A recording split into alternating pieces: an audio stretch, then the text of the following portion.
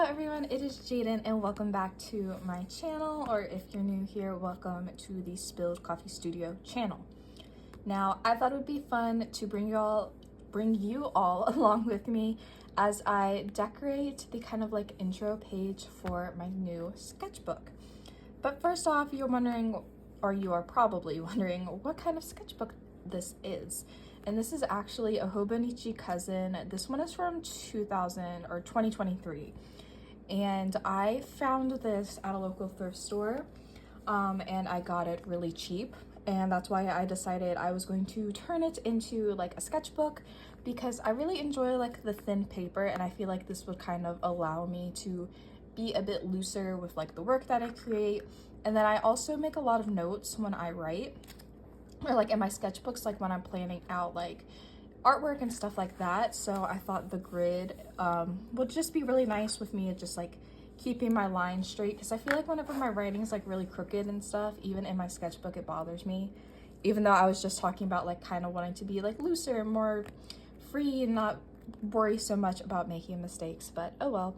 And as you can see, I went ahead and decorated the front and the back of it with just some random stickers that I have. And I also don't come for me about doing this.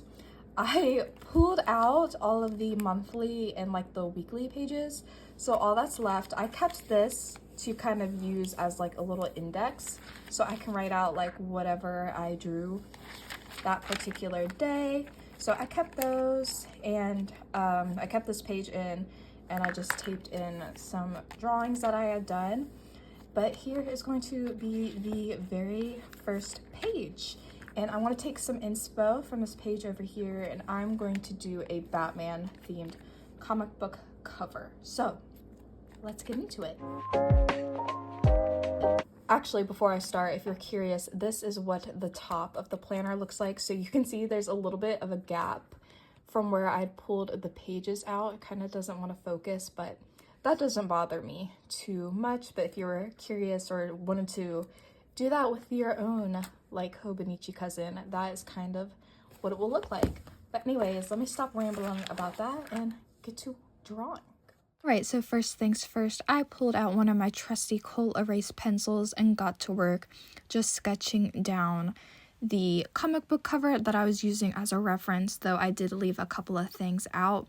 This is something you all have seen me do before. It's something that I've just kind of gotten into over the past couple of years, of taking either comic book pages, or excuse me, not pages, but comic book covers, or creating my own kind of comic book cover to be the intro page for my sketchbook, just because I think it's like a lot of fun and kind of silly.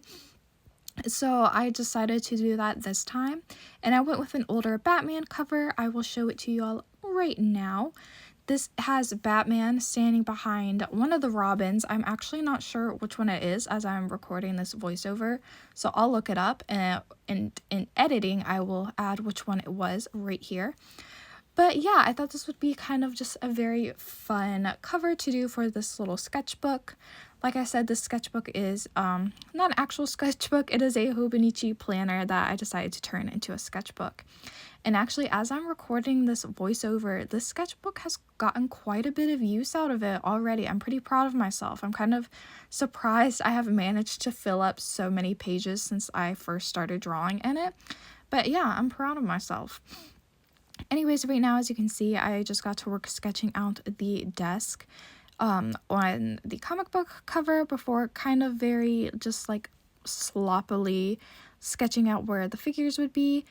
Anyways, as I am doing this voiceover, I actually am going to be teaching a class this afternoon, and I am so incredibly nervous. I got a job at a local creative art studio to teach classes to people. I'm doing like watercolor and acrylic paint classes, and let me tell you all, I am so freaking nervous. Like, I have got myself all worked up about this, but I'm sure everything's going to be fine. I'm just so nervous, because I'm like, I don't know.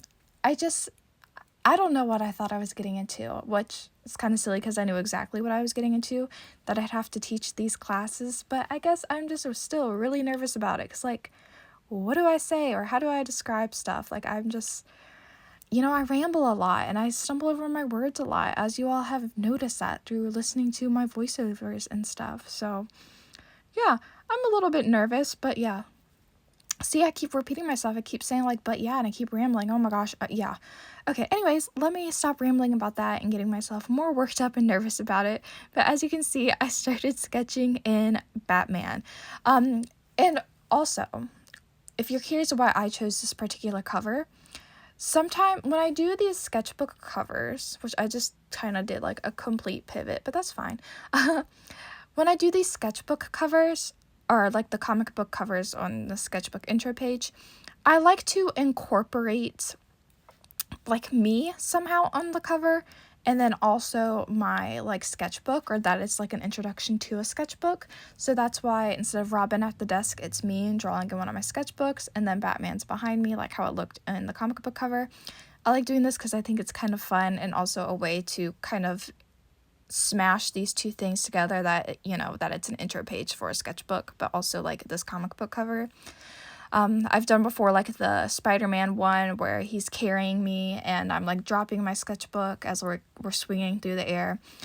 But yeah, I just think they're really fun, and honestly you should do it as well. It doesn't even have to be like a sketchbook page or like an introduction page for a sketchbook, but just in general draw like or recreate a comic book cover and then like insert yourself in it. I think it's a lot of fun. I also, at least for this, since I decided I was going to be using the acrylic markers and I wasn't going to do a lot of like very intense or just kind of realistic blending, it's more of like the flat colors, I decided to go for an older comic book cover, which is like a great choice because again, a lot of them have a lot flatter colors, or even if there's shading, it's not as like rendered as you would see in some of the newer comic book covers. So yeah, I highly recommend doing this. It is a lot of fun. And I decided to go for Batman because I typically do Spider-Man, but I wanted to switch over to DC, so that's why I decided to do Batman. I also thought about doing I think it was a Nightwing comic book cover, but I ended up changing my mind and went with Batman. But yeah, as you can see, I got to work on my red shirt. Also, this like sketch doesn't really look like me at all, but that's okay. It has enough of my features, like the glasses and like the kind of longer brown hair. Well, my hair isn't like very long, but shoulder length or whatever. But yeah, I realized as I was working, these acrylic paint markers, these Artex ones, I like them. Though one of the thing is, as you can see, like some of the colors are really streaky, and even after like building up like multiple layers, they still kind of have that streaky look. But like it was okay for me, but I've realized that even on drawing or like even painting with these on canvas, it still does that, which is pretty unfortunate because they are really nice to use, and they're an affordable option for like acrylic paint markers. And then again, like I said, they're really nice to use because you can get a variety of colors. It has both the brush tip and the finer tip. And yeah, it kind of sucks that they still kind of do that little streaky thing even when you build up multiple layers. But some colors don't do that, but some do. Kind of unfortunate. And then these Artex paint markers, they also do this thing where if you're going over top another color, it'll like pick it up instead of like kind of completely just covering it. Like it'll smear it even if like the color was like completely dry. I don't know, but anyways, I got to work adding down the black for Batman's cape. And then as you can see, I'm just using like a plain ballpoint pen to outline everything.